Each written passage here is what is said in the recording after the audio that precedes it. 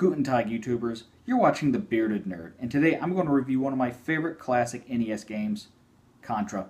If you're already familiar with Contra, you could probably fill in what I'm about to tell you. In fact, if you want to, you can skip ahead to, let's see, right there, that part of the time code. If you've never heard of this title, allow me to give you a quick history. Contra was developed by Konami in 1987 and was originally developed and released as an arcade game under the title Geyser. While that title was obviously changed when released in North America, Ocean Software, who produced the ports for the Amstrad CPC, Commodore 64, and the ZX Spectrum, released the game in Europe and Australia under its original title. Now, unlike with those versions of the game, Konami actually produced the NES and Famicom editions in-house. The Famicom version actually contained some additional cutscenes that the US version did not include. This was because the Famicom version used a memory management controller called the VRC2 inside the cartridge. This additional piece of hardware allowed for ROM, or read-only memory, to be switched in 8 kilobit banks, and character ROM to be switched in 1 kilobit banks.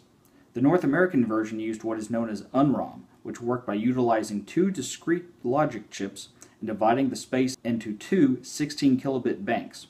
Typically, NES games used a dedicated ROM chip to hold its graphics data, but with games using an unROM chip, it stored graphics data on the program ROM and only copied it to a RAM on the cartridge during the runtime.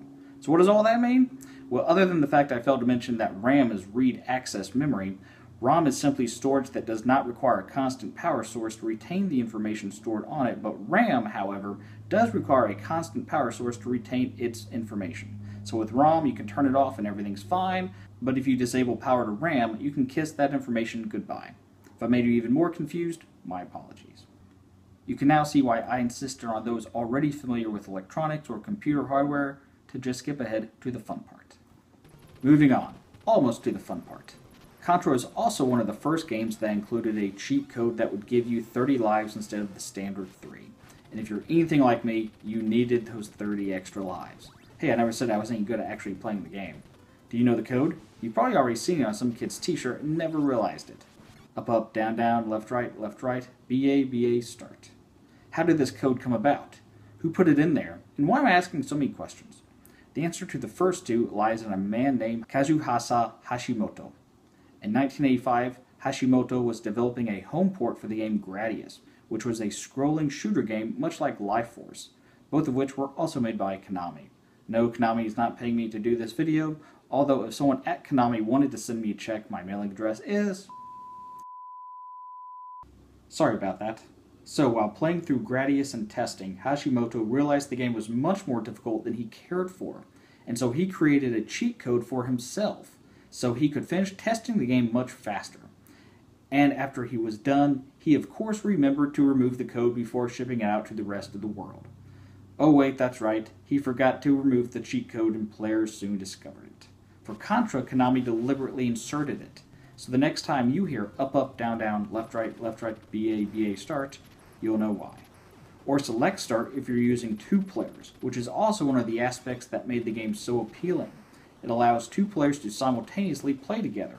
Another great way to torture your little brother. What also made it so appealing was its controls. Most games of the time typically restricted your weapon movement to just forward or maybe up if you were lucky, but Contra allowed the player to shoot practically anywhere. Look at that.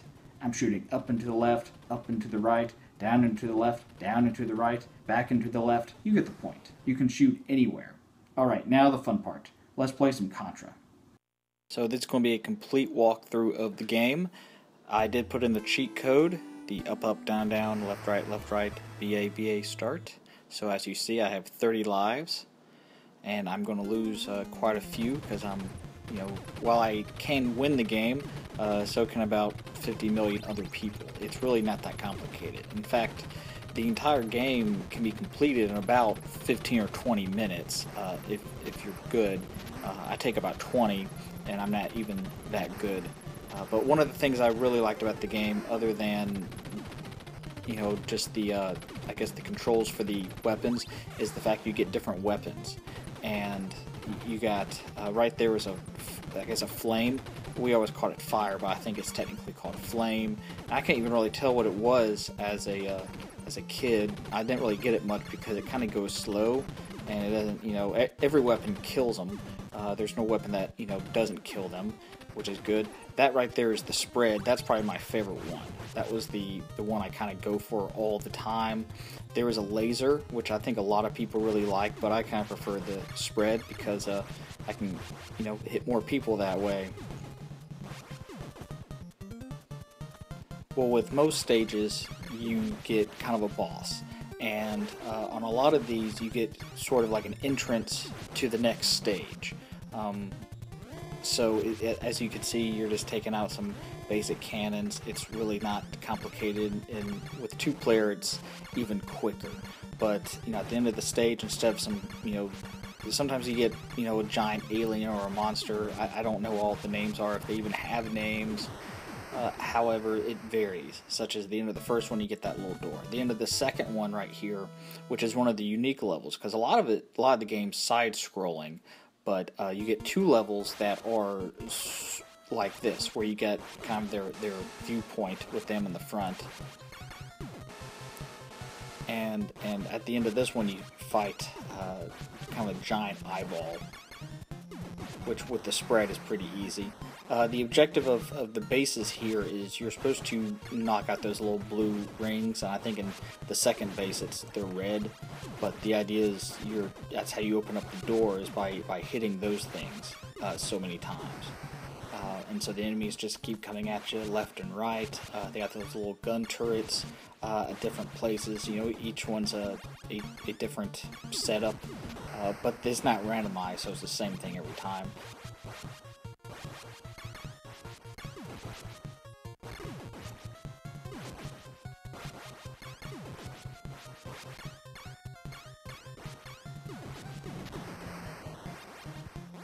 One of the cool sounds I like, you see that little beam when you go across the front. If you try to walk in front of it, you get electrocuted like that. And I always like that sound effect. I always thought that was kind of cool. So a lot of times I'll just walk in front of it on purpose just for the sound effect. But a lot of times I end up getting killed doing that.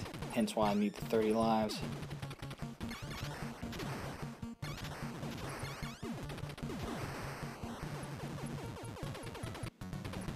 Also with the, I guess the 2 bosses on the base, you have the same idea where you got these gun turrets, and then those little red lights. I guess you can just call them lights. I don't know what they're technically called, but a lot of times I would see them, they would shoot the lights first and then go for the guns. But if you shoot the lights first, then the eye will appear. And typically, what I will do is I'll get the gun turrets first and then go for the last light, so you're not having to face a gun turret and the giant eyeball with the bubbles that kill you, as you just saw. One of the things I always thought was amusing is some people may think, oh, this guy gets killed by bubbles, what a wuss. No, I always looked at it as more as these aliens have bubbles that will kill you. That's pretty badass to have a bubble that will kill you. Kind of wish I had a bubble that would kill people. Not that I would want to use it. That sounded wrong. And on this stage, which I said most of them are sort of side-scrolling, this one is technically a side-scrolling, just like the other stages, except it is you're just going up. Now there's the flame I was talking about earlier. See, I don't really like it. I briefly had it, but now I get the laser. The laser is kind of cool, but I'm going to wait and try to get a spread weapon here in a little bit. That will make, that makes basically every stage easier. It's kind of like the cheat code almost, having those special weapons. Although otherwise you'd be spending, infinite amount of times with those little BB guns they give you as a standard weapon. Now what I have now is I don't know the name of it, but the letter on the little falcon is B, and it basically makes you invincible to everything except falling. So, although it will run out after a given period of time, and basically every time I get it, I will just, keep thinking I'm invincible until it runs out, and then I'll run into something on purpose. I'm running into it on purpose, thinking I'm invincible, but I'm not, and then I die. So I got the spread again, favorite weapon, pretty useful. Machine gun's pretty good too, because a lot of times you can just hit the B button and just keep it there, and it just goes all the time. As with the other weapons, you have to hit B over and over again, but it's not too inconvenient.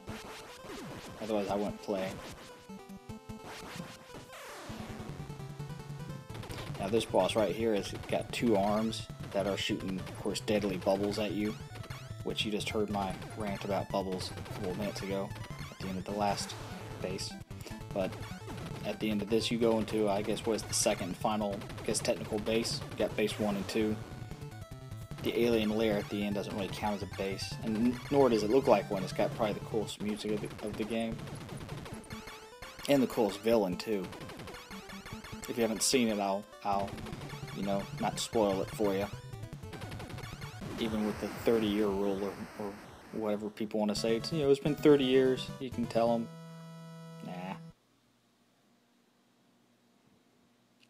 For those of you who are wondering, I have actually beaten the game with 3 lives, although I've used probably every continue to do it, and it wasn't an easy feat. I've only done it once though, and it sort of isn't as much fun. That's why I kind of like the cheat code, is because you can kind of have more fun. I guess the idea of getting a certain number of lives, of course, goes back to the arcade days, which this was an arcade port. Or game ported from the arcade, where they want you to keep popping in quarters. But these days, with a lot of the modern games like Call of Duty and Halo, you get infinite number of lives, and that's because you don't have to pop in quarters anymore.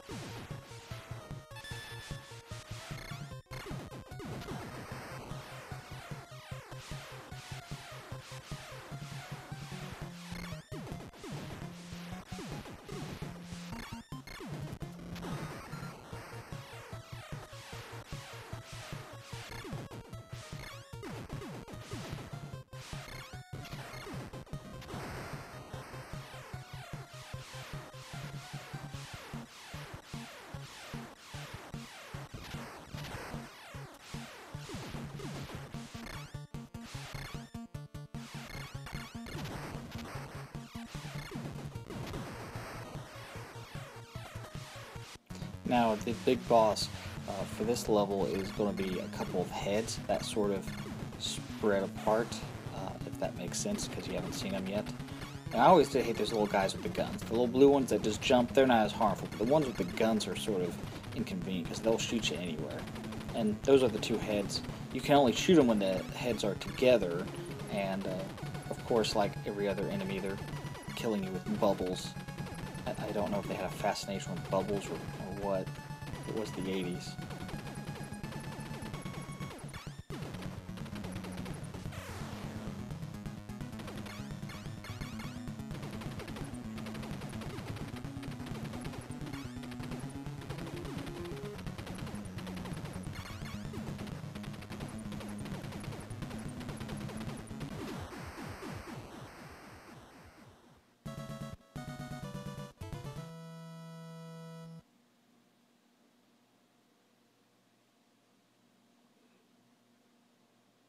And the snowfield was always one of my favorite.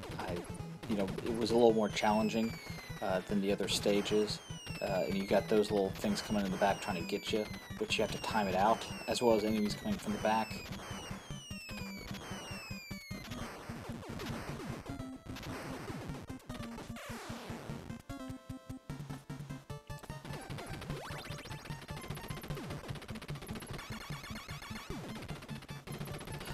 but there's a little, I guess, a mini boss in this stage, which is basically kind of a bulldozer with spikes. I always thought that was this, cool aspect. I always wanted to drive one of those bulldozer with spikes. It's easy to kill, especially with 2 people. You can knock it out in no time. Or if you even got a special weapon, you don't even need a second person.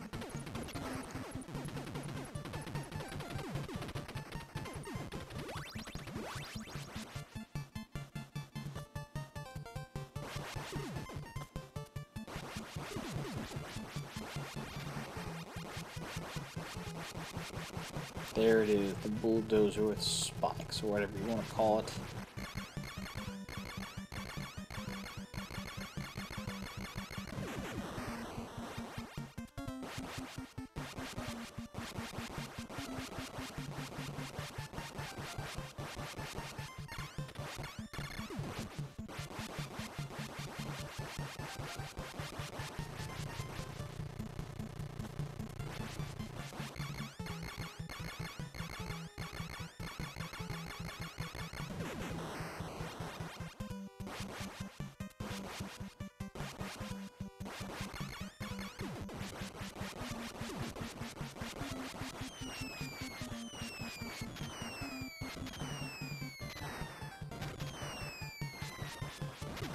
I think one of the things that people really liked was the music, because it's very catchy, and it changes from stage to stage. So you have a different soundtrack every level, but the soundtrack itself is just kind of catchy. Even for 80s electronic music. Most games didn't have particularly great music to it.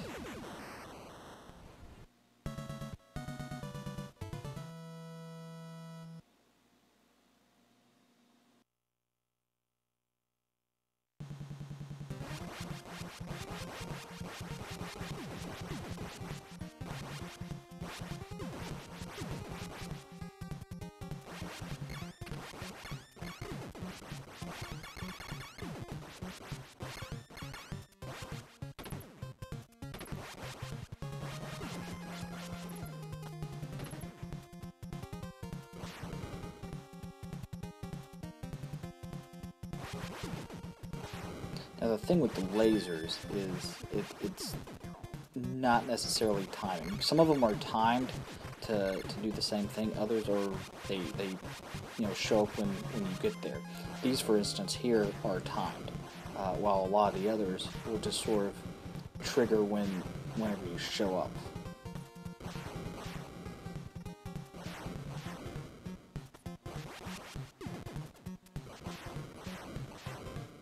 And I'm calling them lasers. I think some people may call them flames. I always thought they kind of look like lasers. When you're 6 and the TV's 13 inches, it looks like a laser. And it was the 80s. Everything had lasers back then. It's a game about aliens. It better have lasers. If not, this is like the only game about aliens that never had lasers. I just kind of wondered what that guy was in the alien army. Just some 10-foot tall dude throws, little frisbees at you.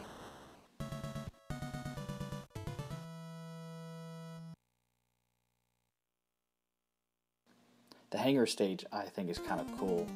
One of the features of it, other than those little claws you see right there, are the walls that will just pop out. They're not difficult at all, but they're kind of cool. It's like a little booby trap. I just wanted to set something like that up.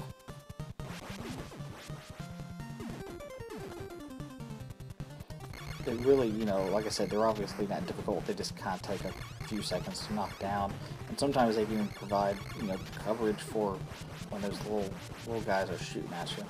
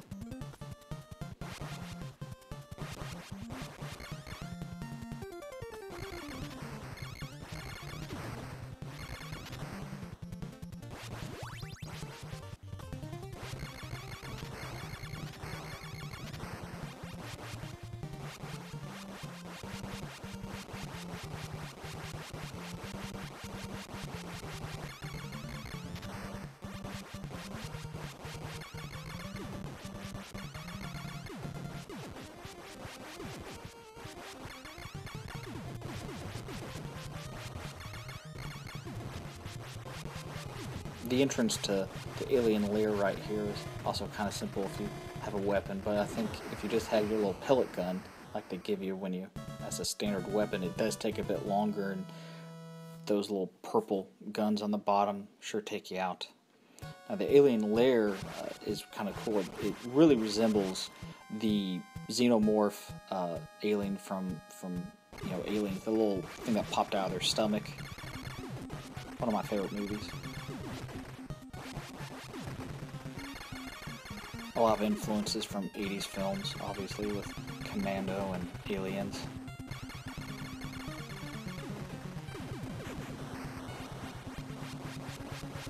Now those little things that shoot out spiders, those are really annoying too, because the spiders will sort of come down and then they'll kind of turn and aim right at you and get you.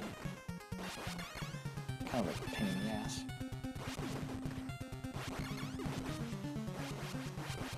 Now that I got the spread, I really want to keep it and not die. Otherwise, this video will just be longer, and I don't think anyone wants that.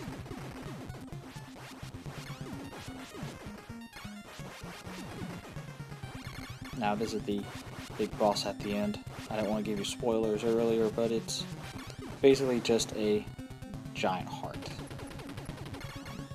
I'm not sure how they came up with that idea. I mean, it kind of makes some sense. It's the heart of the aliens, supposedly. But I mean, even though it doesn't really make sense, it's kind of a cool boss. Pretty good graphics. And that is it. You just shoot them a few times and that's it. The game's over. Other than it being pretty easy, it's a relatively fun game, especially with 2 players. And then the island blows up. Because why not?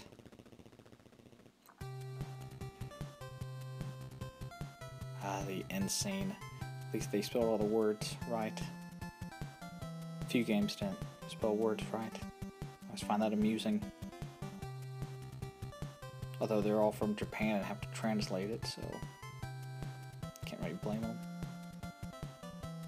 I'm sure I couldn't translate to Japanese very well, even with the Google Translate. I bet it won't even give me the right context. Hence why you see a number of grammatical errors in games. Which that doesn't really bother me, I just think it's amusing when I see the misspellings. Basic, simple game, but a lot of people like it. Those who don't, well, they don't like it.